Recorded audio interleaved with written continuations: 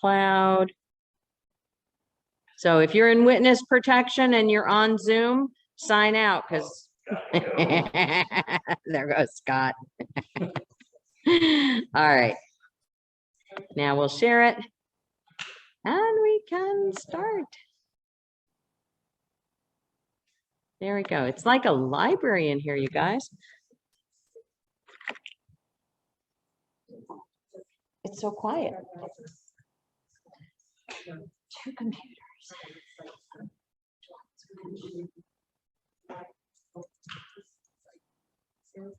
All right. You can't sit there because I have to get away from this seeking thing. Thank you guys for coming. Welcome. We're 5 minutes late. Just want to acknowledge that we're 5 minutes late. No, because I'm going to have to touch all of this stuff. I'm not going to care. This is my husband, Scott Baste, if you haven't met him before. He's the tall one. My name, I'm Betsy Baste. He calls me Miss Betsy. So we wanted to share with you our road trip. This is by request. So most of the time you do a travel log after you've done the trip, but a lot of people wanted to follow us. A lot of people wanted to see where were we going, where were we going to be, and why is it that we were not going to be able to be communicated with over the next 2.5 months. So it's his fault. I'm just going to blame it on him. We're starting out obviously here in Plantation Key, and we are going to be following that line all the way up through Idaho and beyond. So we're just going to start with the American part of the road trip first and move on. Oh, come on now. Hopefully move on for my Zoomers. There we go. And there's for the Zoomers. So most of the time when he's doing his races, make sure I'm out of the way. When he's doing his races, he's either doing solo or he's doing supported, and sometimes it's me, and occasionally I've had to work other places, and so I couldn't go with him. But the races that he has done, Scott, are right there. Starting with the Missouri River, that was the one that started this whole crazy journey. It's a 340-mile race, starts in Kansas City, Missouri, and goes to St. Charles, just outside of St. Louis. That's not a, isn't that right? Yeah. You're making faces. Trying to think of what, yeah, it's okay. Okay. I'm not gonna argue. And then together, the picture of us there is us doing the Swanee River, 75 miles down the Swanee in 5 days on stand-up paddleboards. So much fun. I highly, highly recommend that. If you've never done the Swanee River, the camping spots are not accessible to cars. It's free camping. It's state park camping. It is in these little screened huts with elevated platforms, a roof, and electricity. So it is screened, so you don't have walls. So you be comfortable with the buff, or pitch your tent inside this wonderful little cabin. We saw 2 guys on the first day and 1 guy on the second day, and nobody else at any of these campsites. It was amazing. They also have showers and bathrooms. Showers and bathrooms, and a camp host who can get there, but it's empty and it's beautiful. And sugar sand beaches, it's so amazing. When we went, it was the super moon, and we were leaving here and everybody was getting all excited about drumming circles and this and that with the big super moon. We got up there, we paddled down, we pulled up onto the beach where our first campsite was, and we're like, ooh, we got to get our stuff pretty quick because it's going to be dark soon. And so we got our dinner and we brought our chairs down to the beach, and the coyotes started howling. And I was like, ooh, can they swim? Because it sounds like they're on the other side of the river, but if they can swim, I don't think I want to be sitting on this beach. It was very eerie because at the same time, the big supermoon was coming up. It was really cool. Anyway, Yukon 1000, he did in July of 2018. He's gotten asked to come back and race it again. We'll talk about that in a minute. And so that's one of the big things that we're doing is the Yukon 1000. Chattajack is something that over 600 stand-up paddlers do in Chattanooga, Tennessee. It's a very popular race. When the opening happens for that race where you can register, everybody is sitting there at their computer with it ready to go, because at midnight the tickets are open for registration? And then how soon did they close this year? I think they closed at 2 a.m., but 600 paddlers registered. 450 people registered the first 10 minutes. First 10 minutes. So it's a very popular. So if you ever want to see a crazy paddleboard race, Chattanooga, Tennessee, and it's a fun city. I've never actually seen him do that. So I'm gonna be up there to see him do that this year. Then the Everglades Challenge, of course, he started it starts in Tampa and comes all the way down to Key Largo. It's 300 miles, unsupported. So that means nobody can give you anything. You can go do whatever you need to do. You can forage or whatever, but I can't go out there and help him. So those are unsupported races. Some races are supported. Yukon is unsupported. Everglades Challenge is unsupported. He's done it 4 years altogether so far. Yep. Chatted Jack, he's done 5 years. So you get a big cowboy belt buckle when you've done it 5 years. So he has his buckle now. Yes. If it says supported, can you carry some supplies? Oh, you have to carry all your own. Yeah, that's the unsupported is where you carry your own stuff. And you're The on supported race, somebody can bring it along for you and meet you on the way. So how do you do that on the paddleboard? Come stand over here so that the people on Zoom can also hear you because the video is here. Let's see here. Here we go. Okay, good. So big dry bags. Big dry bags, one in the front, one in the back, and then kind of the waters there. She probably has a picture of I do have a pictures. loaded up system. Yeah, but basically try to be as ultra light and as compact as possible. Don't bring anything if you think you would like to have it, you don't bring it. If you think you might want to use it, you don't bring it. If you know you're going to have it, that's what you bring. And then you take about 30% of that and leave it behind too. And just make do. It's an epic adventure. So, all right. So on our journey, we leave. So we'll have Joy. I'll be at Joy on May 25th. So that's the last Wednesday of the month. And then we leave on the 26th. And we'll head up to Tallahassee. We have a wedding to go to. And so we're going to be stopping at a place called Landing Campground. And it's a county park. And it looks lovely. There's a picture from there. The next place, his idea of driving is pedal to the metal, let's get there. And that's why I often don't like to do road trips with him because it's pedal to the metal. And so we're going to take it a little bit slower. We have it more planned out so that we can stop and see sights along the way. So one of the places I always wanted to do was the Natchez Trace Parkway going through Mississippi. Read about it a lot, never went to it. I want to go to it. So our first stop in Mississippi is LaFleur's Bluff State Park. And we're going to be on the Pearl River with Pearl, my little trailer.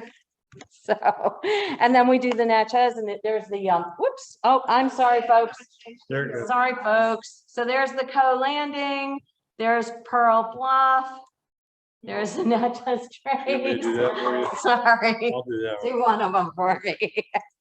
And so you can see the Natchez, it's supposed to be really beautiful. We lived for many years near the Smoky Mountain Parkway, so Blue Ridge Parkway, and one of those, I think it's one of those types of roads that's just gorgeous all the way through. So I'm really looking forward to that. Next, we're going to do a bunch of sightseeing. So we're going to do some silly things like Tupelo, where Elvis was born, and Graceland, where he died. You know, we're not huge Elvis fans, but you can't miss that if you've never done it, right? The pilgrimage, yeah. And then of course we'll be going through Memphis on purpose. We have some things we want to see and hear, definitely some music stuff there. And then one of the big things, so not everybody knows that I'm primarily a plant-based eater, but there is one barbecue thing that I just love, and so I may eat a little meat on this trip, but he loves barbecue and he's going to need all that protein, so we're going to make sure we hit some really good barbecue places everywhere in between that we can. And Pam Brown sent me a list of the 10 best barbecue joints in Kansas City, so I'm looking forward to that. Thank you. And then we're going to go to Arkansas because that's where his brother and family live. The kids are now almost married, and have children, so that's not those children anymore. But there's this brother and our sister-in-law. That's all I had. So we'll do a little circle around Little Rock, right? You haven't seen that picture yet. And then I really wanted to go do the caves in Eureka Springs. There's some amazing caves up there. And so we want to go do the cave system heading up through the Ozarks. And so Little Rock, and that's actually Onyx Cave. Has anybody been to Onyx Cave? So I love caves. I think they're mysterious places. So there we go. So look at what I found online. This is not ours, but it could be ours because we have a blue SUV and that looks a lot like our little Pearl. That's actually the Boondock edition, but that's the little travel trailer that we're bringing. It's called a Teardrop and it is made by a company called New Camp. They're Amish. And so they have a lot of attention to detail with the woodworking and the craftsmanship. This picture is actually at the Pearl River at LaFleur's Bluff with somebody else's little Pearl right there. And here's what she looks like on sort of the inside. I didn't do the inside because all the pictures I have are on the bed I made and I can't do that. The inside has a queen size bed, full queen size bed. We bought some of those super memory foam toppers to go on top. And for Christmas, he had sheets made for me to fit it perfectly so that like you're not like wrestling with it because it's not a perfect queen. It's like a couple of weird inches off. So he had it. It's perfectly square, but it's not the perfect queen size. So he had sheets made for me. So that's so nice. So sweet. What? Where?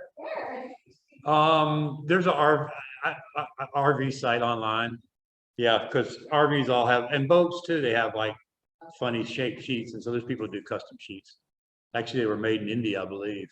Yeah, they came in like a bag, you know, that had traveled around the world. So here in, so we have a little awning that attaches by poles and Velcro to the outside. So if it's going to be inclement weather or if it's really super windy, we can cover this make a little porch. We bring a little rug. Squirty has his little bed. He loves camping. And we just kind of set up there. But then my favorite part of this, this whole setup is the outdoor kitchen. Because we looked at the little travel trailers that have indoor kitchens, and I didn't want to be stuck inside cooking. I'm stuck inside cooking here all the time. Why would I want to do that? So, you know, we generally position it so either, you know, if there's no picnic tables, we'll use our little table or position it so the picnic table's right there in handy. And it's got a Yeti cooler, so you don't need power, and it keeps it cold for forever. It's got a microwave that you would need actual shore power for. It's got a little under cabinet storage. It has a sink. It has an 8-gallon holding tank for water. So, you know, we can keep it real clean and we can make it as potable water. Mostly I just use it for cooking and cleaning and that kind of thing. It has a little water pump and then it has a propane gas stove. Nice kitchen space. It's got lots of lighting all around it. So it's just this really sweet little place to do some outdoor cuisine. Yes. That's the rear end of the trailer. Yes, where the kitchen is. Little hatch lifts up, and the whole kitchen area is there. Yeah. Yeah, we had to get the on-road only version because they have a version called the Boondock, which is more for people that are exploring off-road a little bit. It's a little bit more ruggedized, but it's also 11 inches higher. So the countertops are like here on. So we're like, we can't do that. It's 11 inches jacked up from the other one. So we had to get the regular height one so that she could. Like this. They like the cat. Because I don't like her having to cook inside either. Just like a hatchback. Yeah. So then we've got the first race. So after we hit some more barbecue along the way, we are actually going to start at the end, which is a place called Coon Rapids Dam. It's outside of Minneapolis. And so we're going to scout the race and look at all the places as we're driving and then go all the way up to the top there to a place called Lum, L-U-M, Park in Brainerd, Minnesota, and that's where the race starts. It's only 140 miles, so he expects to do it in 2 days. No, like 32 hours. 32 hours, excuse me. They give you 48. Day. 40, they give you 48. Should take about. So what's pretty cool for me is that I went to school in Minnesota. I graduated from Concordia St. Paul. And so I have a dear friend who is literally 8 miles from the end point, the finish line. So I'm gonna get to see her after, I won't tell you how long it's been since I've seen her, but there's the Mississippi going, and we're I assume that's the dam. I'm thinking it's the dam, you're stopping before the dam. That's Coon Rapids there? I think so, yeah. Yep. It's a pretty small river at that point. It's not like, there's no barge traffic going on up above where we're gonna be.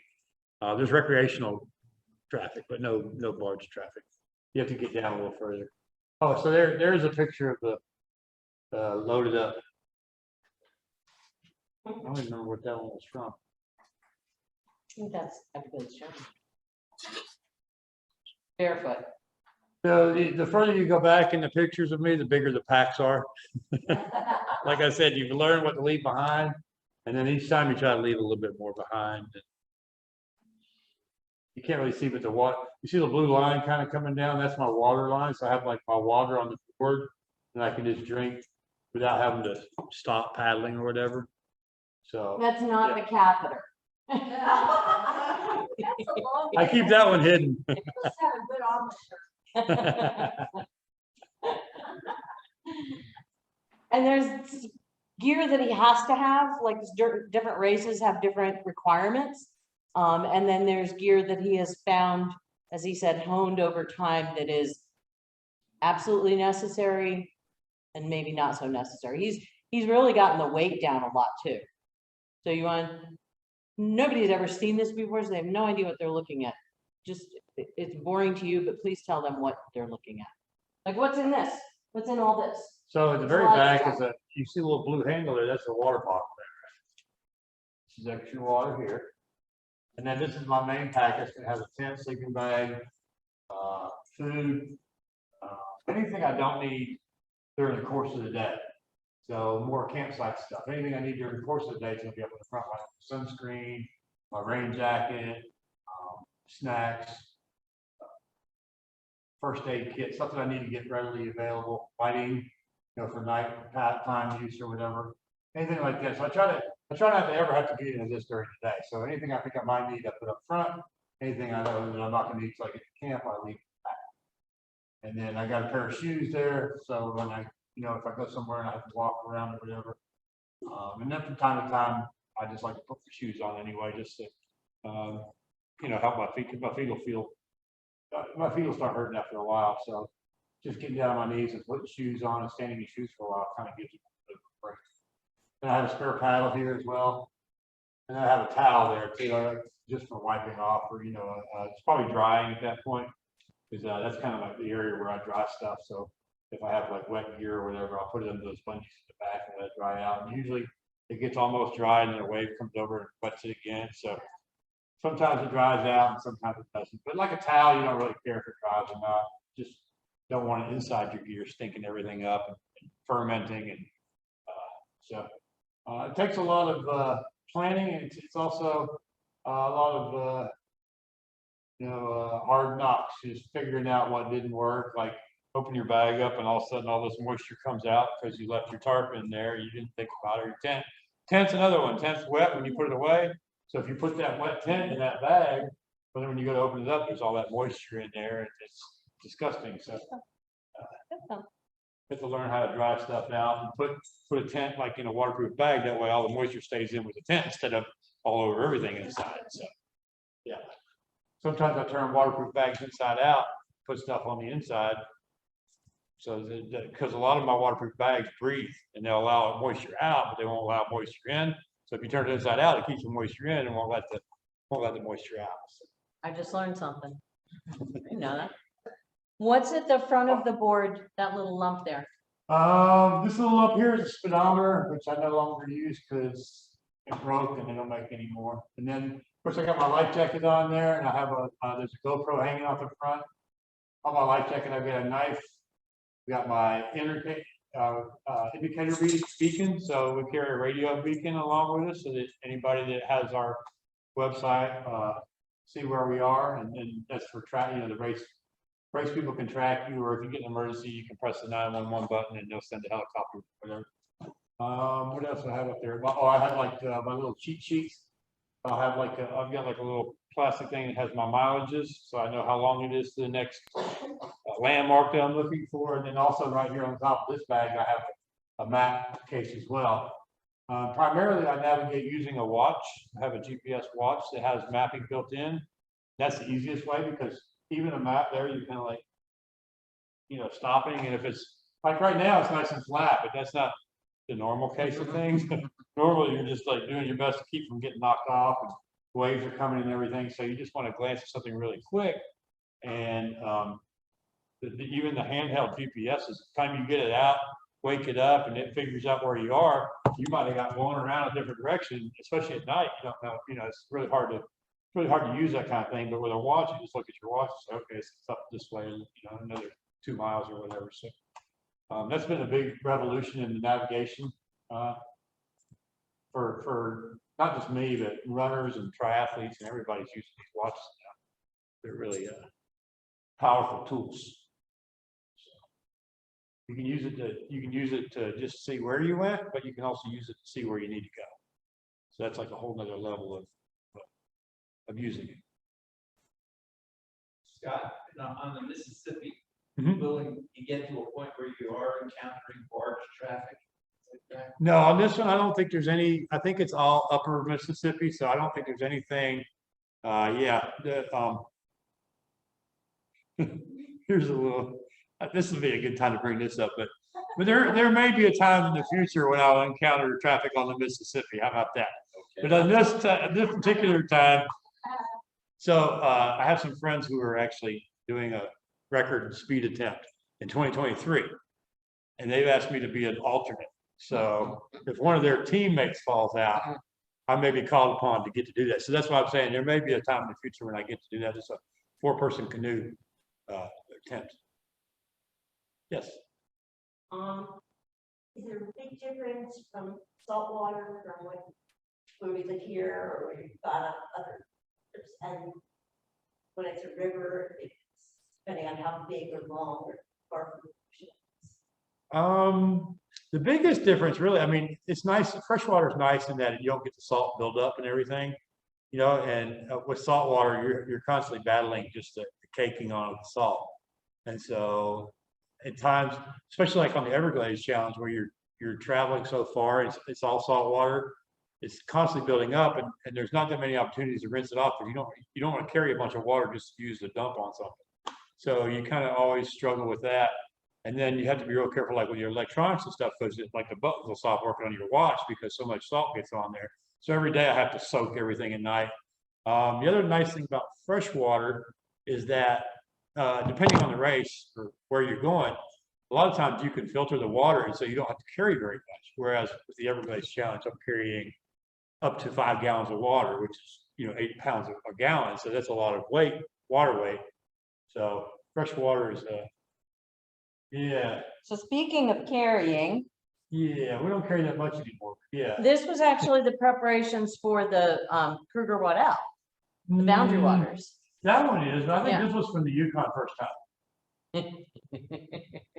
So he figured out how many calories he burns and how many calories in those bars and how much he needed to sustain himself in an athletic mode, and he couldn't eat enough. It Literally. sounds like a good idea, right? Yeah, I'm gonna burn 3,000 calories. I need to eat 3,000 calories. You can't do it. I'm burning like 15,000 calories, and you just physically can't eat that many. And so really now, I'm bringing about this much, That's about a half, about a little bit less than half, a little bit because more than people half. on Zoom, I don't know if they can't see. A little bit more than half of what I was bringing. Yeah, because you just can't eat that much, and you end up with a bunch of it left over. And you're bringing weight that's not necessary. So And how many pounds was that in the Boundary Waters So he had to portage. It was 220 miles of paddling, but 20 miles of walking between water source on these trails. It's a well-known, route, but he had to carry all of his stuff plus his board. So how many pounds was that? I know you weighed yourself there. That was, at the end, it was 32 pounds. At the beginning, it was 45, I think, something like that, because of the food. Yeah. So it kept getting lighter every day, And how much weight do you generally lose? pound a day. That way, a pound is like, is it 3,500 calories? Something like that. I believe that's pretty close. And so if you're burning like, say, 10,000 calories and you're eating 3 or 4, then just mathematically you're going to lose about a pound a day. And that holds up pretty close. So really, I could do a 3-month race and still be alive. So. So the question was that in talking about the difference between supported and unsupported, this is what his board looks like when he's got crew. So there's nothing on there except for he's got his water catheter and probably had his speedometer. Of course, all the safety gear, the vest is required for most races. All races. What else is on there? Sunscreen, it just depends on the race and what time of day it is. So I usually have a day bag and a night bag, and we'll switch over. So in the daytime, I'm just going to have a few snacks and sunscreen and lip balm, stuff like that you need. And then at night, I'm going to have flashlights and whatever. Maybe like it depends on the race, but like on the Swanee, I have like a little bivouac bag that I have that I can pull off on the side of the river and take a nap for a couple hours. So I want like a tarp and a light blanket or something to wear on top. So it really just depends on it's different for every event. Okay. Yes. I'm gonna regret asking this, I know, because as soon as it gets out of my mouth. You're sucking that water all the way up your paddleboard. Yeah. Isn't that, I mean, I don't think that would be easy. Well, it's a toss up between wearing it on my body and having an extra 10 pounds or whatever, 8 pounds up high, or having it down there and pulling a little harder. And what I do is I put my bag on top of it, so it's pushing a little bit, so it has a little bit of pressure. And also it doesn't go all the way down every time, because when you stop sucking, I have a valve and I turn that valve off so the water doesn't drain out. So you're just having to bring it up to the top. But it is a little bit harder work. But for me, I prefer that because, like I said, I'm not wearing it on my body. And so it's lighter, it's less up high weight, but it's also, as you're paddling, you're bending over and standing up. So then you're just adding another 8 to 10 pounds or whatever of water weight. So, and it's just hotter, if the sun's whatever, it's the heat. So, yeah, I mean, I didn't start out doing it that way. And the other nice thing about that system too, is that especially for like supported races, here's the thing. Hang on 1 second. The question was, the people in Zoom can't hear the question, so we need to make sure we repeat the question. The question was, isn't it hard to pull up that much water that far of a distance from the water bag that's down on the base of the paddleboard? That was the question.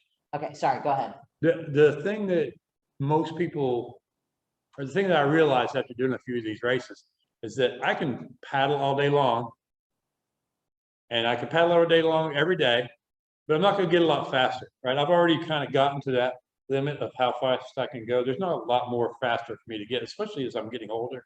I'm actually getting, I can see that I've slowed down in the last 10 years. My times are consistently slower, but the not paddling part is where you can make up ground.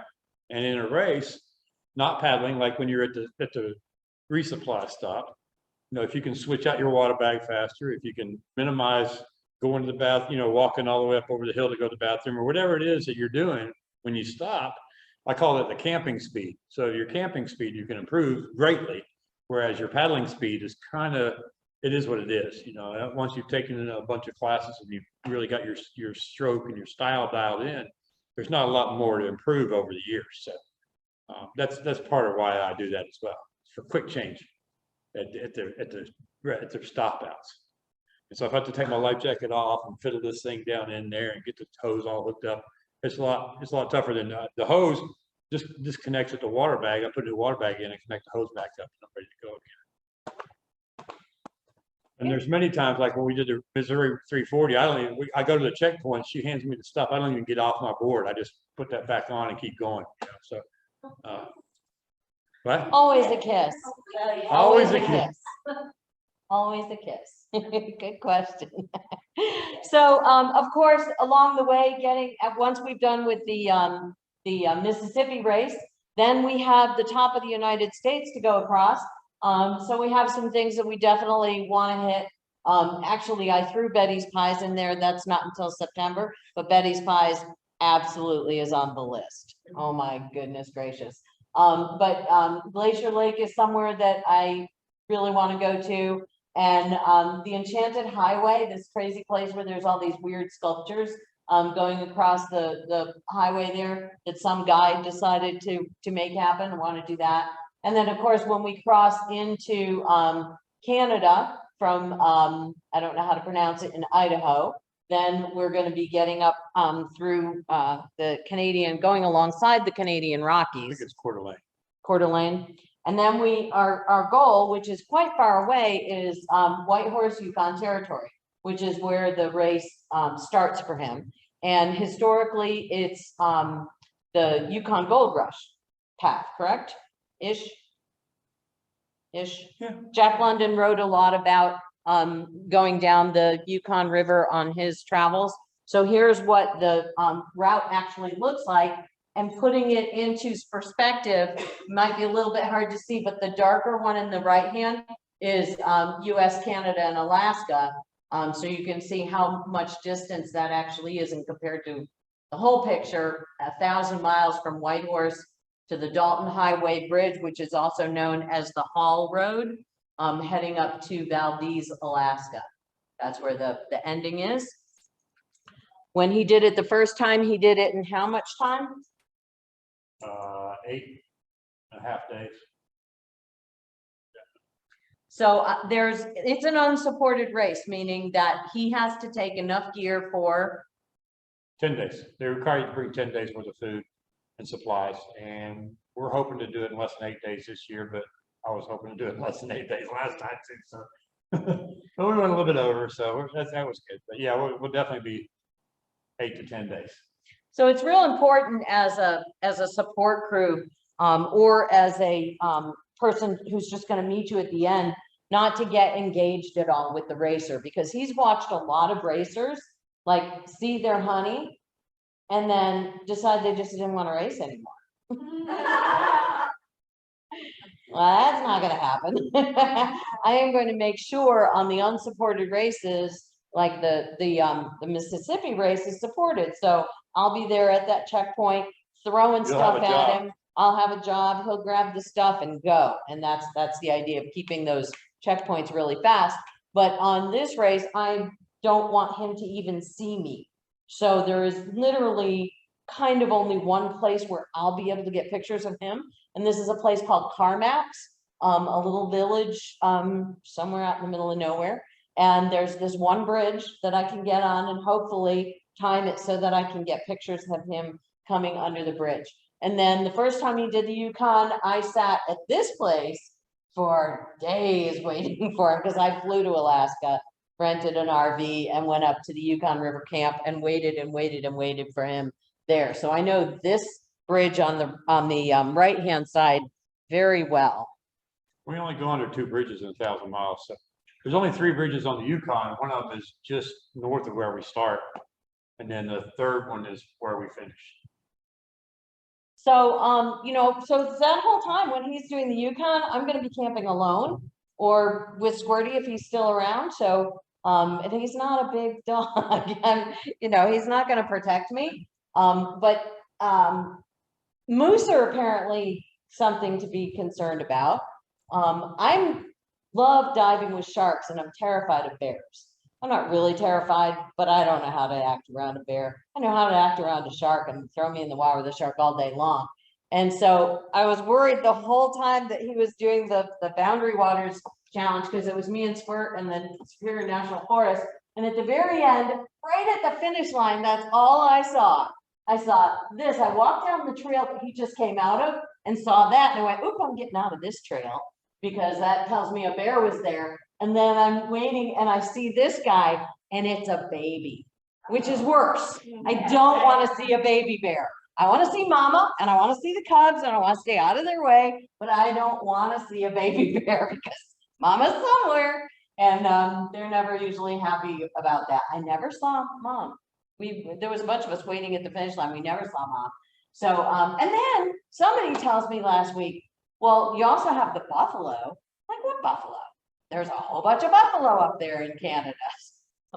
I didn't know. So you gotta watch out for the buffalo. And this was a really fun dog that was at the end of the race. He's there to represent the wolf You species. got to watch out for dogs too, because they'll make you think that they need a home.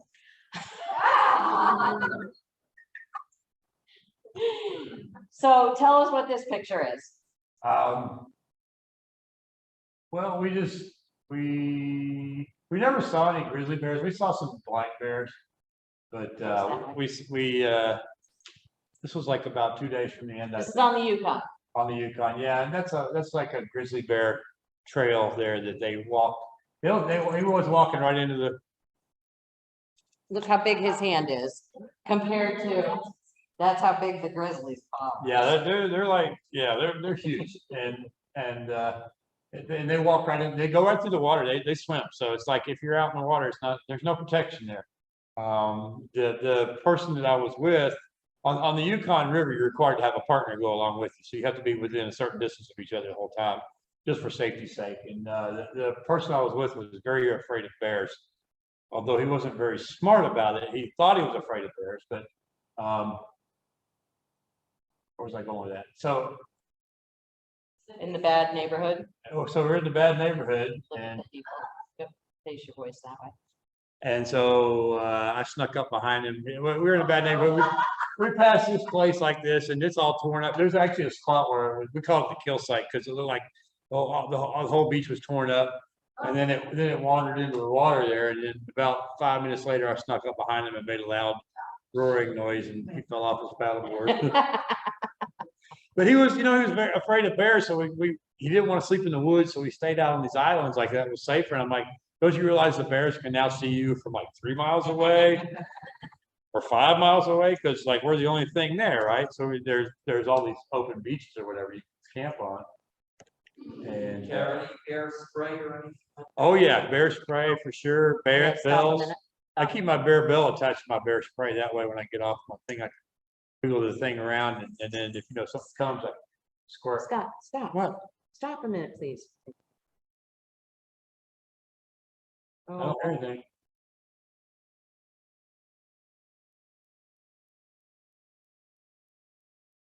But yeah, you gotta watch out for moose too.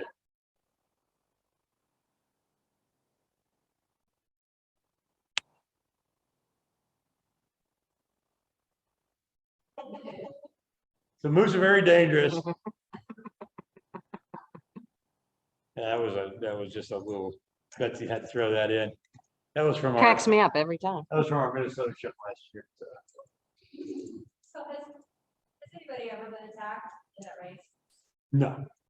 No, the truth is, just like shark attacks, they're very rare. Bear attacks are even more rare. On a busy year, 2 people get killed by bears in the world. In the world? In the world, yeah. And most of the time it's grizzly bears. Very rarely a black bear will attack a person, but occasionally they do. They really prefer to stay away from people for the most part, and usually just making a little noise keeps them away. Grizzly bears, if they have young, they can be very aggressive. If they learn that they can get food from humans, they become more aggressive. And so it's really important, just like not feeding our manatees and stuff, to have them become reliant on us for food. The same thing with bears. If we don't feed them, if you leave them alone, if you make sure they know that you're there, they're for the most part going to avoid you. That said, I mean, there are those 2 people. So, and bears will charge. There are people who have been attacked by bears, harmed by bears and stuff, but not killed necessarily. But yeah, it is a thing to be aware of. But just like there's sharks in the ocean, you still go diving. There's bears in the woods, you still go to the woods. And it's not something that's going to stop me from doing what I want to enjoy. But it is something I'm always aware of. It's something I'm definitely more cautious about bears than I am sharks. Because I mean, sharks swim right up to them. You know, we don't, of course, we don't have real sharks here either. We're these friendly sharks. Anyway, so once we're done, once he got us to the finish line at the Dalton River Bridge, then we leave Fairbanks and we head back. Really, there's only one way to go, and that's coming back through Whitehorse. So the black line was the line that we took to go up. Black line's really over here somewhere. Oh, But is it? anyway. Oh, okay.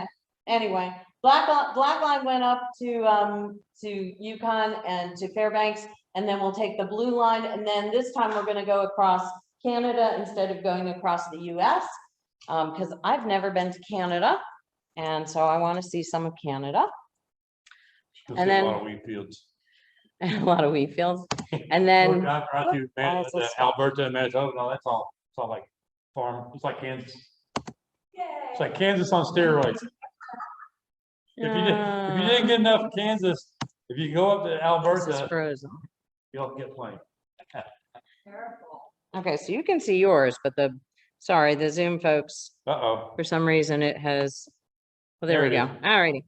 So, that little place, so you know how we have the continental divide here on the East Coast? That lake right there is in the boundary waters, and half of the lake flows one way and half the lake flows the other way. I know, it's crazy. It's called the Laurentian divide. And so once you cross that, then you're going, before that you were going uphill on the water, and then you're going downhill and going with the flow. Wait, where is it? This is in the boundary waters between. She just Minnesota- skipped around a little bit. Minnesota. and Canada. We just went from Yukon River to the boundary waters. Yeah, because we left the Yukon. You saw we left the Yukon. And then we're coming back downhill, coming back down to the Keys. That's a Key sunset. Can't you tell it's a Key sunset? Everybody knows that's a Key sunset. And I'll do this. So the first one is the end of the sorry, this side is the end of the Everglades Challenge. On the left, this I rigged up. So we rented an RV and I rigged up. I took both of our Republic flags, the Conch Republic and the northernmost territory of the Conch Republic, and flew them so that they could see them when they got back, and knew that they were getting back home. My partner's from Miami, so he's Close enough. that year. That first one was our first big epic race, which was in Missouri. And if you're from Missouri, oh my goodness, people from Missouri are the nicest. Thank you. Thank you. Thank you. And then that's him at the end of another race, one of those, that was the epic challenge. All the hiking, all the gear he had to carry with him when he was The going. last day on that race, you have 8.5 miles of hiking. Oh. Yeah. The rest of the time, it was like a half mile, quarter mile. And then we'll be headed back up to that particular race, the Kruger Waddell, which goes across the boundary waters between Minnesota and Canada. It's a historic race. Various people did it in various, helps if I forward it, sorry. I know I'm crushing you out here. It follows- 1830s. It's called the Voyager's route. So people used to bring the furs out that way. And so they would carry 160 pounds worth of furs on their backs on that 8-mile journey. So every time I started to get a little tired, I thought about one of those old timers who had hiked and paddled and moved for 3 weeks and then had to carry all that 160 pounds of gear over that 8.5 miles. It's really kind of cool traveling through that area because it is very historic, and the trails are, have been used for millennia, basically by Native Americans, and then the Canadian trappers that were there, the French trappers that were there in the early part of the 1700s, as they developed the fur trade route, which eventually, of course, bottomed out. So that's a horrible map, but I wanted you to see the concentration of land to water. This is the boundary waters. Blue obviously is the water. They had to find a route so that they did the least amount of walking with all of that stuff, and they still had to do walking. It's half and The half. maps their walks are all mapped out. All these little, you can't really see here, all these little red lines like this. These are all the coordinate routes. So it's not really, it's not like we're out there wandering around. We know where we're going before we get there, but it is still a lot of walking. There is zero connectivity out there, no cell phone, no internet, no nothing. There was one hotspot for several days. And so I drove myself insane trying to find where he was. So anyway, that's kind of our time mapped out. We're gonna be looking at pretty stuff like that and fun places. Any other questions before we start the next celebration? Because we have some good news for you. Abby, Weather, tell me about the weather. weather. And corresponding clothes. Well, I told her to be ready for 45 to 85. 45, huh? When we were in Alaska last time, it really only got down to about mid-50s. But we're also going to be in the Canadian Rockies, which is high So altitude. the question was about weather, what kind of weather to expect? So yeah, so 45 to 85. Related to that, the temperature of the waters, like the Yukon and the glaciers. You ever had, what's the difference in preparations for that? John asked about what's the temperature of the water and the difference between preparations for that. And then we have questions here as well. Okay. In the Mississippi, it'll be bare feet. Probably won't be too cold, I hope. I don't know. But on the Yukon, it is very cold. The water's freezing. If you go in, you don't want to be in for more than 5 minutes. It's dangerous. Luckily, the first year I did it, we had a canoe that swamped on the first day and they had to pull out because they were in the water for 20 minutes. On a paddleboard, you're in the water for 10 seconds. So it feels refreshing for 10 seconds. But for 5 minutes or longer, you're in danger of becoming very exposed. But the water's cold on your feet. So, and you're standing in water for 8 days, which is a lot of time soaking your feet, right? They get super soft. So I wear dry socks. So they're sort of dry. This year I'm trying a new system, so we'll see. They're supposed to be a little bit better, maybe. The dry socks that I had before, eventually they would wick water up through the seams, even though they're supposed to be waterproof, they weren't. But it's tough. It's tough on your feet because you, like I said, just being. And then if you have if it wicks in there and it's damp, if you're in damp. I mean, you know, we saw what happened. Like they have that thing called trench foot or whatever. That's kind of what happens. Your feet just get so soft and everything that they start breaking down. So you have to be real careful. Sure. Something like a diver's. Well, there you tend to sweat too much in a neoprene. The air temperature is 85 degrees. So I have this. I have these things that You're are not made stopping for the question. The question was, how about a scuba diver's boot? Would that be any better for the feet? So yeah, so your feet sweat too much. So I'm using it's a dry sock that's made for people that do mud events, and it's also got compression built in. So I get a little circulation out of my calf with it too. So that's the other thing. You have your fluids will pool in your legs and stuff. And your legs will swell up, your feet will swell up, and so your shoes always bring out one size bigger shoe because my feet swell up. And then on top of that, I've got some Gore-Tex. So lightweight boots that come up to my calf. So I've never tried those before, but we're going to see how they work. If they work, if they don't work, probably, you know, leave them in Alaska somewhere. I don't know. right. I'll be responsible about it, but I won't be wearing them. So we had some questions. How many rivers do you get to experience? On this trip, the Mississippi and the Yukon are the two main ones, but we'll be stopping at like Glacier Lake and there's some spots in Florida, and all along the way there's places we're going to stop. So as far as how many other rivers, I'm not sure. We don't really have it planned out that closely. You let us know. The Minnesota trip, the boundary waters you go through, there's 45 portages, so you're in 44 lakes or whatever, and creeks and streams and stuff like that. But most of the time you have to walk the streams and creeks because it's the wrong direction, and there's waterfalls, so you don't want to go over the waterfall with all your gear. Rapids, great question. What about rapids? What about rapids? What class rapids do you avoid? This summer, nothing that I'll be doing will be over class 2. So I can do class 3 if I'm not loaded, but loaded class 2 is a max. And even that, I'm being super cautious. I'll be on my knees. I won't be trying to paddle, especially when you have a load, because the paddleboard acts so different with a load. So if you're unloaded, you can control where you are and how to move around the stream. But with a loaded board, you're kind of just plowing down the middle. And so most of the ones that we're doing are more like class 1s. The Yukon really only has one set of rapids. It's about 8 miles long.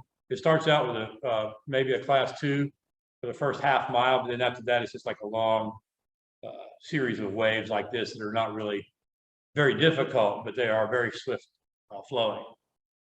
And then the next question was, Betsy, what do you do when you're not traveling? I play my ukulele. Obviously. I read, you know, because there isn't always a place where there's any connectivity. So I have my little stack of books that I'm bringing. I journal. With Squirt with me, we do lots of walks, bird hikes and things like that. I'm really a nature nut. And so I really like to go and explore and see what's out in nature and what nature is doing out there, and try and be as quiet as possible. We kind of got into the TV series Alone on the History Channel, where these people went out and they were dropped off and they had to survive for as long as they could with 10 tools max plus clothes. And so we kind of got hooked on that. So I'm going to be learning how to start a fire with a ferro rod, and doing some other things that we saw on this show that I don't know that I know how to do. So it's called bushcrafting.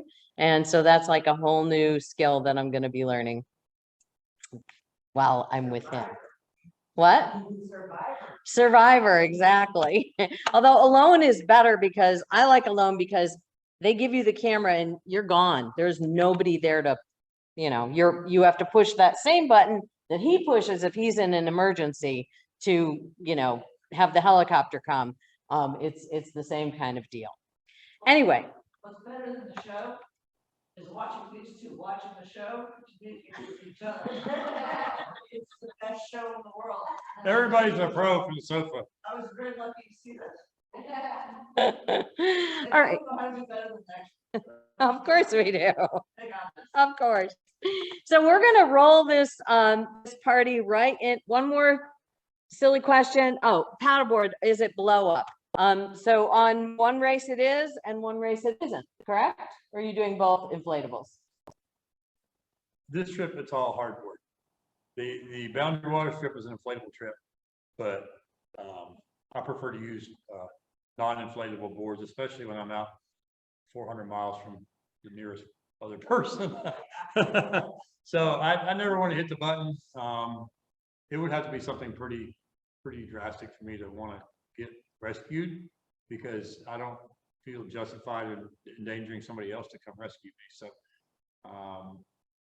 yeah, so the only reason that that we do the Boundary Waters on inflatables is because there's all the hiking in between, and it's slippery and you fall and you drop your board or whatever, and so then you won't hurt a hard board. But I would do it on a hard board on that one as well if I could, but it's just not really feasible. The other nice thing about the inflatable on the Boundary Waters is that because you're carrying a backpack that's a heavy load and you want to take a break every now and again, well, with the inflatable, you can just put it down on the edge. You can sit down on the edge of the board there and take a break every now and again. So it makes it easier, and you wouldn't do that with a fiberglass because it's too rocky and you'd tear it up. So yeah. Cool. All right. So I am going to flip. We got one more question, but we are 14 minutes over time. So with the question, so maybe you can ask that to Scott later, but we have very little time. Just real quick, is there any way we can track your progress? Yeah. It's different. My tracker system is, Betsy will have access to my tracker system. I'm sure she'll be sharing that link through social media or whatever. But yeah, I have my tracker that'll always be on, and she'll be constantly updating people on where I am. But yeah, Are you also and the posting races it? each have the races both have tracking software as well. So that's usually, then you can see where I am in relationship to the other people in the field too as well. So the Yukon trip, there's 5 paddleboard teams. So a total of 10 paddleboarders on the Yukon trip. And then on the Mississippi, there's only 3 right now. So How many other racers though? oh, in the Mississippi, there's 60. So it's not like there's only 10 people out there. No, on the Yukon, there's 40 teams. So it'd be 80 people on the Yukon. That's a lot. Yeah, there's no so most of that. All right, so enough about him, because we have gone over time watching stuff there. Thank you, Scott. You can always call the shop. If you're not on social media, you can always call Paddle the Florida Keys. For those of you who can think about a number and keep it in your head, that's 305-434-5930. When it comes closer to the time, so like mid-June, and the shop will be able to direct you to where you can go online to look at those trackers. Because if we're not available to answer any questions, then the shop will absolutely know, and they'll be keeping track of us as well. So what we wanted to do was end today, this part today, with a celebration of the amazing generosity of the